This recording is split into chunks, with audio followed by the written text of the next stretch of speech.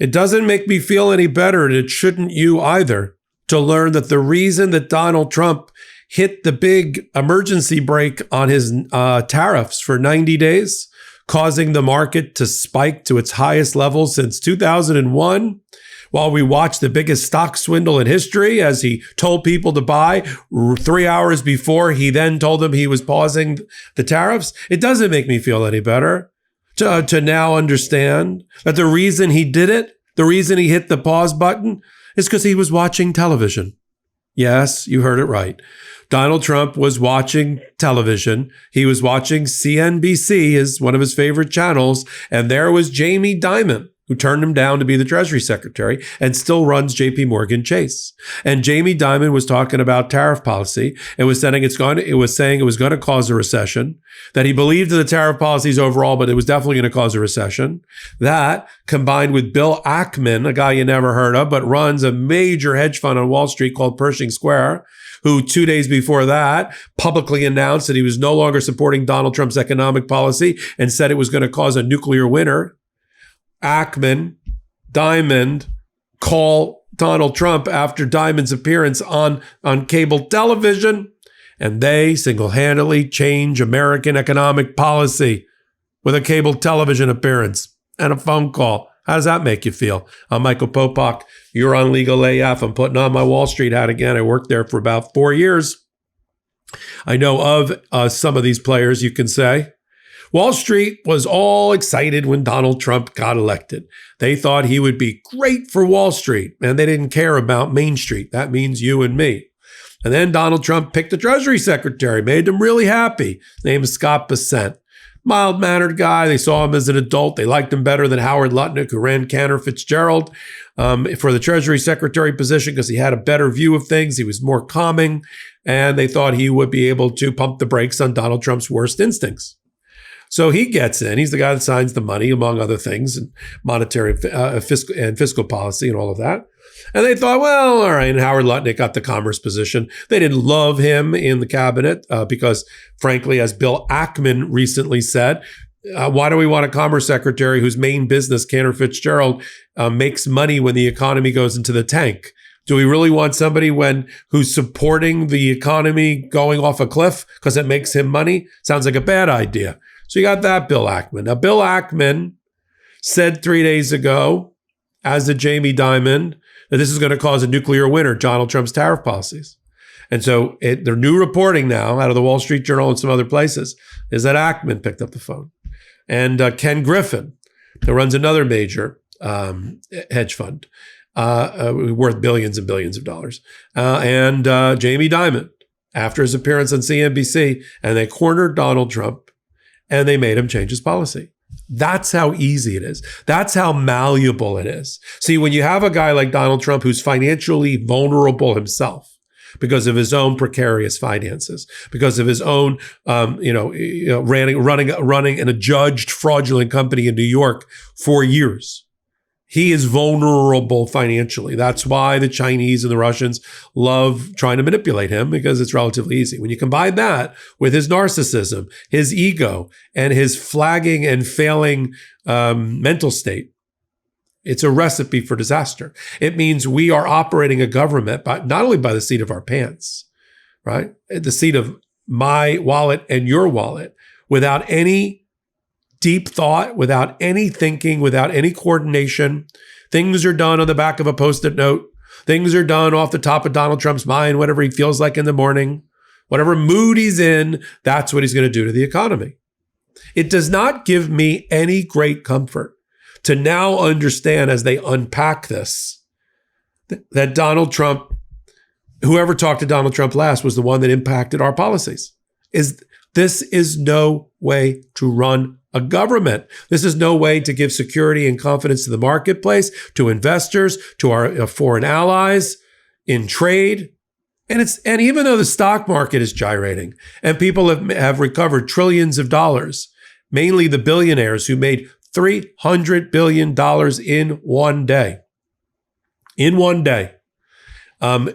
which is the highest leap in the billionaire index for Bloomberg ever. Those people all did well, but we're not going to do well. because trading has already adjusted to the erratic behavior of Donald Trump, and they're not going to feel any better. They already thought that Donald Trump's formula for the reciprocal tariffs was complete and utter bullshit. No other way to put it. They were like, wait, what? How did you set that tariff? That's not reciprocal. Reciprocal means they're charging you 22%, you charge them 22%. Not, well, look at the trade deficit and we'll divide it by, like, look at the trade deficit and divide it by? That's not how you come up with a reciprocal tariff. So they already thought he was fugazi, as they say. That's one. Then the rest of the world is watching this and they're saying, wait a minute, it's whoever he watches on television decides policies. Too erratic for me. Let's change our trading strategy. They've already started to change their trading strategy. That means trade starts to diminish. When trade starts to diminish, you don't have to worry about the tariffs, because if you have zero in trade, doesn't matter how high your tariffs are, we all learn that 23% times zero is zero. We're not going to collect anything. That's the fallacy in their formula. They don't account for the contraction of trade around the world in response to these trade policies. And learning now that it was a phone call, and I'm sure Elon Musk's involvement. We already saw a weird breakout moment yesterday where Elon Musk attacked Peter Navarro, called him a moron, dumb as a bag of hammers, because he was pushing this tariff policy without relent, without pause.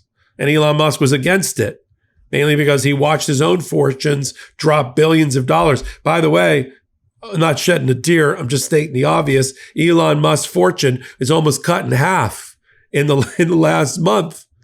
He had doubled his fortune by investing in Donald Trump $200 million in his campaign, right? It went up almost to $500 billion. It's back down in the $200 billion range. Not shedding a tear for him. I'm just stating the obvious. He was incentivized to get in Donald Trump's ear like an earworm, and that's what's happened. But that is not going to change the face of global trade or our relationship with our allies as Donald Trump scrambles back, because now he is his narcissism, his ass kissing that he liked when people were making the phone calls was replaced by a fear that he would go down as a modern day Herbert Hoover, having wrecked our economy, having taken a roaring bull market handed to him by Joe Biden, a crown jewel of the world economic powers, and turned it into a bear market overnight. We've never seen a president do that. Even George W. Bush didn't do that. And then Donald Trump, of course, is a narcissist and worried about his popularity. And I'm sure he saw reporting that came up on CNN in the last day or two that the public is rejecting Donald Trump and rejecting his economic policies.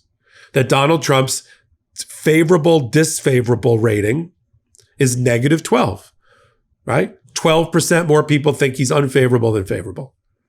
And the only time we've ever had a number like that any time in an administration was Jimmy Carter. He was negative 2.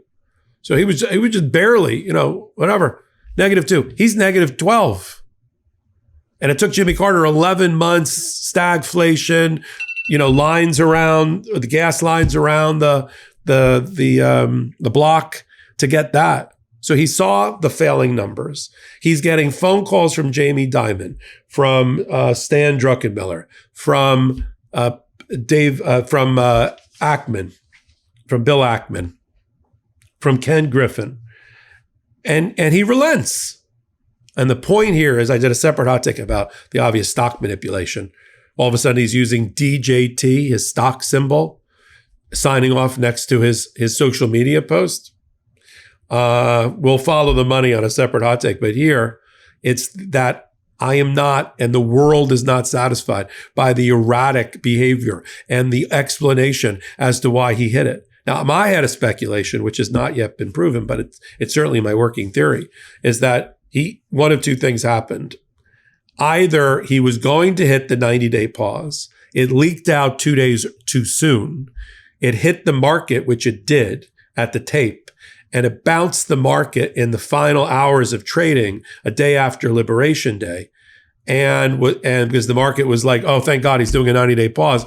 Then the Trump administration, either because that wasn't true and he hadn't yet made that decision on that day, and it wasn't a leak, it was fake news. They announced it was fake news and they tanked the market again. Donald Trump watched that gyration of $2 trillion. That created a $2 trillion spike on fake news. Donald Trump has now created a $4 trillion spike up improvement on a real news. So either it was a leak that got out too early and they felt they had to kill it with a social media post calling it fake news. It's either that, or he hadn't thought of it as of 3 days ago, 72 hours ago, until he saw what happened with the fake news and decided to make it real news.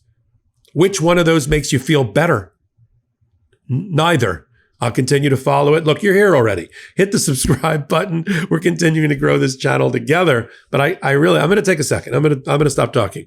Go back out, hit the subscribe button, come right back and help us continue to grow this pro-democracy channel. We do a video about every hour here at the intersection of law and politics with about a dozen contributors. You can only find one place, Legal AF MTN, in collaboration with the Midas Touch Network. So until my next reporting, I'm Michael Popok. In collaboration with the Midas Touch Network, we just launched the Legal AF YouTube channel. Help us build this pro-democracy channel where I'll be curating the top stories at the intersection of law and politics. Go to YouTube now and free subscribe at Legal AF MTN. That's at Legal AF MTN.